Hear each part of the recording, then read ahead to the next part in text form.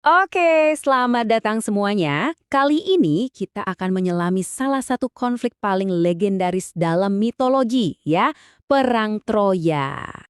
Pernahkah Anda bertanya-tanya, gimana ceritanya sebuah kontes kecantikan di antara para dewi bisa jadi pemicu perang 10 tahun yang menghanguskan kota terhebat di dunia sampai rata dengan tanah?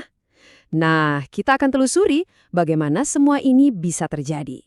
Ceritanya sendiri berasal dari sini, dari sebuah karya sastra yang luar biasa.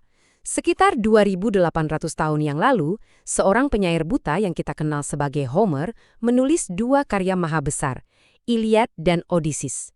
Homer ini bukan cuma menceritakan perang loh, dia mengabadikan kisah tentang kehormatan, amarah yang membara, takdir, dan pastinya campur tangan ilahi yang dampaknya masih kita rasakan sampai sekarang. Jadi di medan perang ini ada dua kubu. Di satu sisi kita punya bangsa Ahaya, atau sebut saja Yunani ya. Ini adalah gabungan kerajaan-kerajaan yang bersatu. Terus di sisi lain ada bangsa Troya. Kotanya ini bukan main-main. Temboknya konon dibangun oleh para dewa. Jadi ya hampir mustahil ditembus. Tapi perang ini akarnya bukan di medan pertempuran manusia loh. Asal-muasalnya itu justru ada di Gunung Olympus. Semua gara-gara kesombongan dan ya kecemburuan para dewa. Nah, ini dia nih biang keladinya. Jadi ada Eris, dewi perselisihan, yang nggak diundang ke sebuah pesta pernikahan para dewa. Kesel, dia melempar apel emas dengan tulisan untuk yang tercantik. Langsung deh, tiga dewi besar, Hera, Athena, dan Aphrodite, berebut. Akhirnya, mereka minta seorang pangeran Troya bernama Paris untuk jadi juri. Masing-masing nawarin sogokan nih. Hera menawarkan kekuasaan tak terbatas. Athena menawarkan kehebatan dalam perang. Tapi Aphrodite, dia menawarkan cinta. Tepatnya, cinta dari wanita paling cantik di seluruh dunia. Dan pilihan Paris inilah yang nantinya menentukan nasib ribuan orang. Sebuah pilihan dari seorang manusia sekarang menuntut konsekuensi yang sangat besar. Janji Aphrodite harus ditepati, dan inilah yang akan menyulut konflik terbesar di zaman itu. Dan hadiah yang dijanjikan itu adalah Helen, ratu dari Sparta. Wanita yang kecantikannya, wah, konon bisa meluncurkan 1.000 kapal perang. Dengan sedikit bantuan sihir dari Aphrodite, Helen meninggalkan suaminya, Raja Menelaus, dan kabur bersama Paris ke Troya. Ini bukan sekedar skandal biasa ya. Ini adalah sebuah penghinaan besar yang gak bisa dimaafkan, baik bagi Menelaus maupun seluruh bangsa Yunani. Dan disinilah letak ironi yang paling tragis. Jadi begini, bertahun-tahun sebelumnya, semua raja dan pangeran terkuat di Yunani pernah bersumpah untuk melindungi pernikahan Helen, siapapun suaminya nanti. Sumpah itu dibuat untuk mencegah perang loh. Sekarang justru sumpah itulah yang memaksa mereka semua untuk ikut berperang. Ironis kan? Jadi, siapa aja yang memimpin pasukan Yunani ini? Ada 3 tokoh utamanya. Pertama, Agamemnon, komandan tertinggi yang jujur aja agak haus kekuasaan. Lalu ada Achilles, prajurit terhebat yang pernah hidup. Kekuatannya tuh udah hampir kayak dewa. Dan terakhir Odysseus, raja yang paling cerdik, yang otaknya jauh lebih tajam dari pedang manapun. Bisa dibayangin kan? Ketiganya ini adalah kekuatan yang benar-benar menakutkan. Oke, pasukan Yunani akhirnya tiba di Troya. Tapi perang ini ternyata nggak berjalan sesuai rencana. Bertahun-tahun mereka buntu, nggak bisa menembus tembok Troya. Dan yang menarik, konflik terbesarnya justru bukan dengan musuh, tapi terjadi di dalam perkemahan Yunani sendiri. Coba bayangkan, 9 tahun. Bukan 9 hari atau 9 bulan, tapi 9 tahun penuh mereka mengepung Troya tanpa hasil. Sia-sia melawan tembok yang kokoh itu. Semangat pasukan pasti sudah di titik terendah. Dan ketegangan di antara para pemimpin, wah, udah sampai ke puncaknya. Dan akhirnya meledak juga.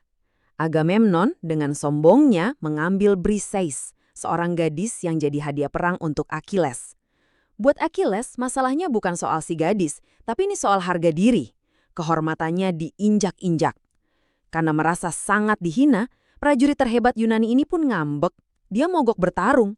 Dan tanpa Achilles, pasukan Yunani langsung kocar-kacir. Terus, apa yang bisa bikin Achilles balik lagi ke medan perang? Cuma satu hal, tragedi. Sahabat terdekatnya, Patroclus, nekat maju perang pakai baju zirah Achilles untuk menakut-nakuti pasukan Troya. Sayangnya, dia malah terbunuh oleh pahlawan terbesar Troya, Hektor. Rasa duka Achilles yang mendalam langsung berubah jadi amarah yang membara dan gak bisa dikendalikan. Didorong oleh amarah yang luar biasa, Achilles kembali bertempur. Kali ini, dia bukan lagi manusia, tapi seperti dewa pembalasan. Dia langsung menantang Hektor di depan gerbang Troya. Duel mereka begitu dahsyat, sampai-sampai para dewa di Olympus ikut menonton. Dan di sanalah Achilles membalaskan dendam sahabatnya dengan membunuh pahlawan terbesar Troya. Ketika Hektor tumbang, harapan terakhir kota Troya pun ikut runtuh. Tapi takdir Achilles memang sudah tertulis, dia akan mati di Troya. Gak lama setelah membunuh Hektor, giliran dia yang tewas. Dan ironisnya yang membunuhnya adalah Paris. Ya, pangeran yang memulai semua kekacauan ini. Paris menembakkan panah yang katanya sih dipandu oleh Dewa Apollo dan tepat mengenai satu-satunya titik lemah Achilles, tumitnya. Prajurit terhebat di dunia itu pun gugur. Nah, sekarang pahlawan terbesar dari kedua kubu sudah tewas. Perang kembali menemui jalan buntu. Kekuatan fisik jelas gak akan bisa menghancurkan tembok Troya. Kemenangan sekarang hanya bisa diraih dengan satu cara. Akal bulus. Jadi, apa yang harus dilakukan bangsa Yunani sekarang? Pahlawan andalan mereka, Achilles, sudah tiada. Tembok Troya masih berdiri tegak. Sepertinya semua sudah berakhir. Sampai Odysseus, si raja cerdik itu, punya sebuah ide. Dan ide inilah yang kemudian menjadi legenda, kuda Troya. Rencananya begini, mereka akan membangun sebuah kuda kayu raksasa. Mereka akan pura-pura bilang kalau kuda ini adalah persembahan untuk para dewa, supaya mereka bisa pulang dengan selamat. Kuda ini seolah-olah jadi simbol mereka menyerah, atau setidaknya itulah yang ingin mereka buat orang Troya percaya. Rencana Odysseus ini jenius sekaligus kejam. Langkah pertama, pasukan Yunani pura-pura angkat kaki. Mereka berlayar pergi, meninggalkan kuda kayu raksasa itu di pantai. Langkah kedua, orang-orang Troya yang sudah kelewat senang karena mengira perang usai, menarik hadiah itu ke dalam kota mereka. Pesta pora pun dimulai. Nah, langkah terakhir, di tengah malam, saat semua orang tertidur lelap, prajurit Yunani yang bersembunyi di dalam kuda keluar. Mereka membuka gerbang kota dari dalam dan membiarkan seluruh pasukan Yunani yang ternyata sudah kembali, masuk dan membantai seisi kota. Dan Troya pun jatuh. Tapi jangan kira ini akhir yang bahagia. Kemenangan ini justru menjadi awal dari lebih banyak pertumpahan darah dan penderitaan, bahkan untuk pihak yang menang sekalipun. Penjarahan kota Troya berlangsung sangat brutal, sangat mengerikan. Gak ada lagi kehormatan di sini. Raja Priam dibunuh. Bayi laki-laki Hektor, Astyanax, dilempar dari atas tembok kota. Para perempuan, termasuk Ratu Hecuba dan istri Hektor Andromache, dijadikan budak. Bahkan Cassandra diperkosa di dalam kuil. Kekejaman bangsa Yunani ini sampai membuat para dewa pun muak.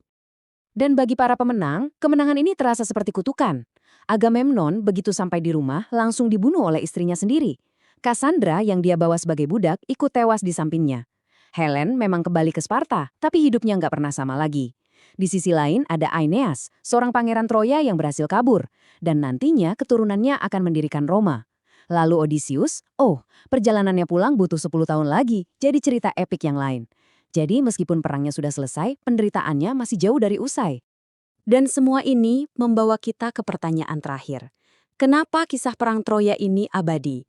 Bukan cuma karena pertempuran heroiknya, tapi karena kisah ini mengajukan pertanyaan yang sangat dalam. Sepadan ke harga sebuah kemenangan.